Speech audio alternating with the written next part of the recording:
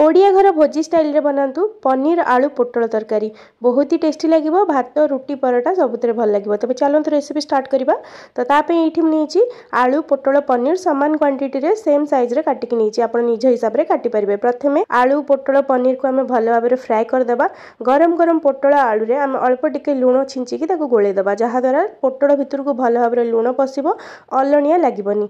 तो ये देखो सब छणा होगा। अधिका तेल को बाहर करदी से किसी गोटा गरम मसला सहित अध छोट चामच चीनी देकी भल भाव मेल्ट करदे। तापर कटा पियाज दबा। ये मुझे 3टा मीडियम साइज पियाज को स्लाइस करके नहीं पियाज एमती ब्राउन हो गला 2 बड़ चामच दबा अदा रसुण पेस्ट। तापर स्वाद हिसाब से लुण हलदी गुंड लंका गुंड काश्मीरी लंका गुंड कलर पर या आम किसी समय कषिदबा। तापर दबा काजू टमाटर पेस्ट 2टा बड़ साइज टमाटर सहित 10टा ରୁ 12टा काजू को मुझे बाटिकी नहीं।